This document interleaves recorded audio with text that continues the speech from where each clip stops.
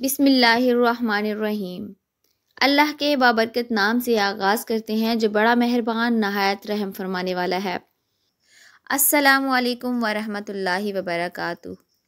Eagle کی آواز کے معزز اور پیارے ناظرین، آج کی ویڈیو دجال کے فتنے کے بارے میں مکمل تفصیل کے ساتھ ملاحظہ فرمائیں کہ دجال کب آئے گا، کیسا ہوگا، اس کا شکار کون سے لوگ ہوں گے اور اس کا خاتمہ کیسے ہوگا اور کون اس کا خاتمہ کرے گا۔ پیارے ناظرین، ابو ہریرہ رضی اللہ عنہ سے روایت ہے کہ نبی کریم صلی اللہ علیہ وسلم نے فرمایا، میں تمہیں دجال کے متعلق ایک ایسی بات نہ بتا دوں جو کسی نبی نے اپنی قوم کو نہیں بتائی۔ وہ کانا ہوگا اور جنت اور جہنم جیسی چیز لائے گا، پس جیسے وہ جنت کہے گا در حقیقت وہی دوزخ ہوگی۔ ہر نبی نے اپنی قوم کو کانے دجال سے ڈرایا ہے اور انہیں خبر دی ہے کہ وہ آخری زمانے میں آئے گا۔ ہمارے نبی صلی اللہ علیہ وسلم نے تو دجال کے بارے میں اتنی تفصیل بتائی ہے کہ آپ صلی اللہ علیہ وسلم سے پہلے کسی نبی اور رسول نے اتنی تفصیل نہیں بتائی۔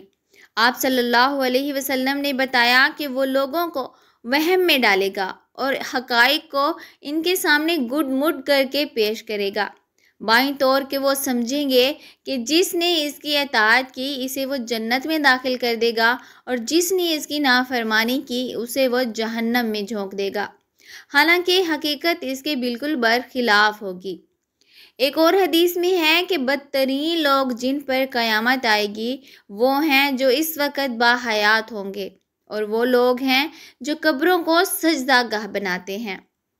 ایک اور حدیث میں ہے کہ جو شخص اس بات کی گواہی دے کہ اللہ تعالیٰ کے سوا کوئی حقیقی معبود نہیں، وہ اکیلا ہے، اس کا کوئی ساجی اور شریک نہیں، اور بے شک محمد صلی اللہ علیہ وسلم اس کے بندے اور اس کے رسول ہیں۔ بے شک عیسیٰ علیہ السلام کہ اس کے بندے اور اس کے رسول ہیں، اور اس کا وہ کلمہ ہے جو اس نے مریم تک پہنچایا تھا، اور اس کی طرف سے ایک روح ہے، اور جنت اور دوزخ برحق ہیں۔ اللہ تعالیٰ اس کو جنت میں داخل فرمائے گا، خواہ اس کے اعمال کیسے ہی ہوں۔ دجال از علامات قیامت۔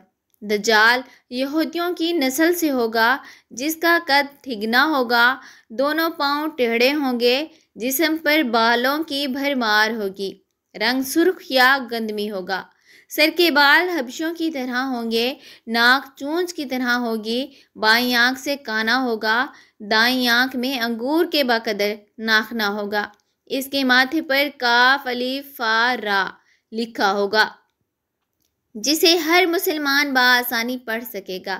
اس کی آنکھ سوئی ہوئی ہوگی مگر دل جاگتا رہے گا۔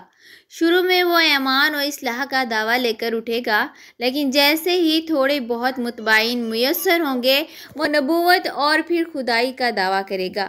اس کی سواری بھی اتنی بڑی ہوگی کہ اس کے دونوں کانوں کے درمیانی فاصلہ ہی 40 گز کا ہوگا، ایک قدم تا حد نگاہ مسافر کو طے کرے گا۔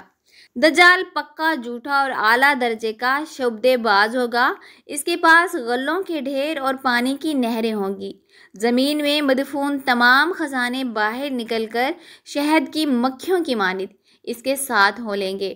جو قبیلہ اس کی خدائی پر ایمان لائے گا، دجال اس پر بارش برسائے گا، جس کی وجہ سے کھانے پینے کی چیزیں ابل پڑیں گے اور درختوں پر پھل آ جائیں گے۔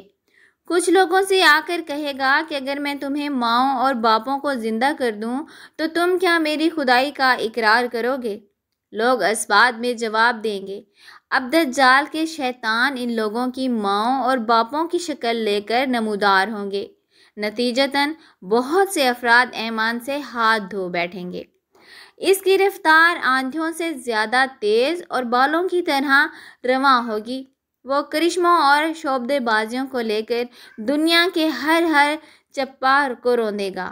تمام دشمنان اسلام اور دنیا بھر کے یہودی امت مسلمہ کے بغض میں اس کی پشت پناہی کر رہے ہوں گے۔ وہ مکہ معظمہ میں گھسنا چاہے گا مگر فرشتوں کی پہرہ داری کی وجہ سے ادھر گھس نہ پائے گا، اس لیے نامراد و ذلیل ہو کر واپس مدینہ منورہ کا رخ کرے گا۔ اس وقت مدینہ منورہ کے 7 دروازے ہوں گے اور ہر دروازے پر فرشتوں کا پہرہ ہوگا، لہٰذا یہاں پر بھی منہ کی کھانی پڑے گی۔ انہی دنوں مدینہ منورہ میں 3 مرتبہ زلزلہ آئے گا، جس سے گھبرا کر بہت سارے بے دین شہر سے نکل کر بھاگ نکلیں گے۔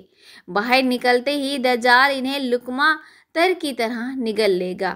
آخر ایک بزرگ اس سے بحث و مناظر کے لیے نکلیں گے اور خاص اس کے لشکر میں پہنچ کر اس کی بابت و دریافت کریں گے۔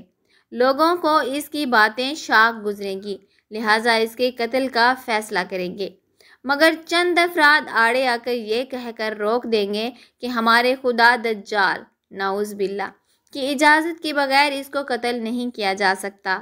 چنانچہ اس بزرگ کو دجال کے دربار میں حاضر کیا جائے گا، جہاں پہنچ کر یہ بزرگ چلا اٹھے گا، میں نے پہچان لیا کہ تو ہی دجال ملعون ہے، اور رسول صلی اللہ علیہ وسلم نے ہمیں تیرے ہی خروج کی خبر دی تھی۔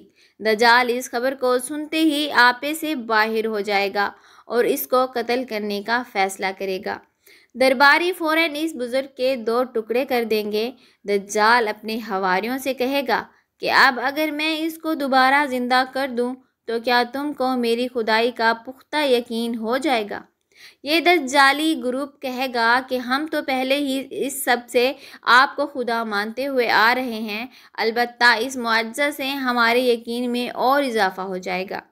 دجال اس بزرگ کے دونوں ٹکڑوں کو اکٹھا کر کے زندہ کرنے کی کوشش کرے گا۔ ادھر وہ بزرگ باوجہ حکم الہی کھڑے ہو جائیں گے اور کہیں گے اب تو مجھے اور زیادہ یقین آ گیا ہے کہ تو ہی دجال ملعون ہے۔ وہ جھنجھلا کر دوبارہ انہیں ذبح کرنا چاہے گا، لیکن اب اس کی قوت سلب کر لی جائے گی۔ دجال شرمندہ ہو کر انہیں اپنی جہنم میں جھونک دے گا، لیکن یہ آگ ان کے لیے ٹھنڈی اور گلزار بن جائے گی۔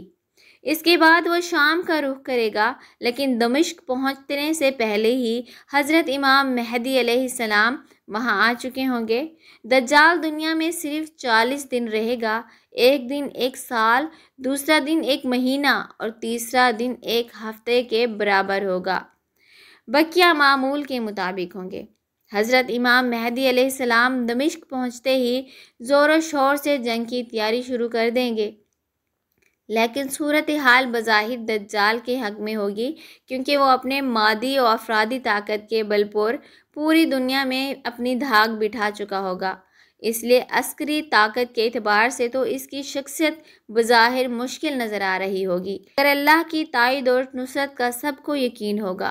حضرت امام مہدی علیہ السلام اور تمام مسلمان اسی امید کے ساتھ دمشق میں دجال کے ساتھ جنگ کی تیاریوں میں ہوں گے، فوجی سرگرمیوں کا مرکز بنائیں گے، اور اس وقت یہی مقام ان کا ہیڈ کوارٹر ہوگا۔ اپنی حضرت امام مہدی علیہ السلام ایک دن نماز پڑھانے کے لیے مصلی کی طرف بڑھیں گے تو عین اسی وقت حضرت عیسیٰ علیہ السلام کا نزول ہوگا۔ نماز سے فارغ ہو کر لوگ دجال کے مقابلے کے لیے نکلیں گے۔ دجال حضرت عیسیٰ علیہ السلام کو دیکھ کر ایسا گھلنے لگے گا جیسے نمک پانی میں گھل جاتا ہے۔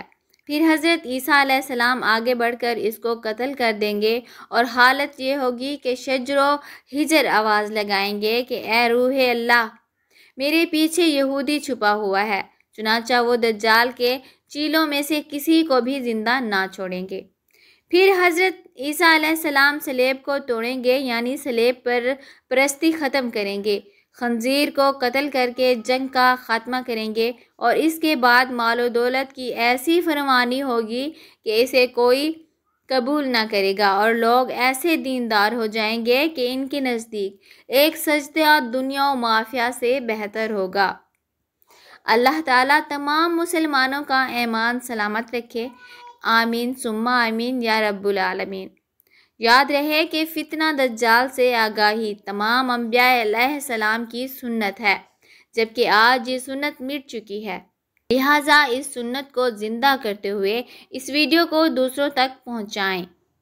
اللہ تعالی ہم سب کو صراط مستقیم پر چلنے کی توفیق عطا فرمائے۔ اس ویڈیو کو لائک اور شیئر کر دیجیے گا، اور اگر ابھی تک آپ نے ہمارے اسلامی اور اصلاحی چینل ایگل کی آواز کو سبسکرائب نہیں کیا تو سبسکرائب کر لیں۔ جزاک اللہ خیراً۔ دعا ہے آپ جہاں رہیں خوش رہیں، اللہ تعالی ہم سب کا حامی و ناصر ہو۔ ملتے ہیں انشاءاللہ نیکسٹ ویڈیو میں۔ السلام علیکم۔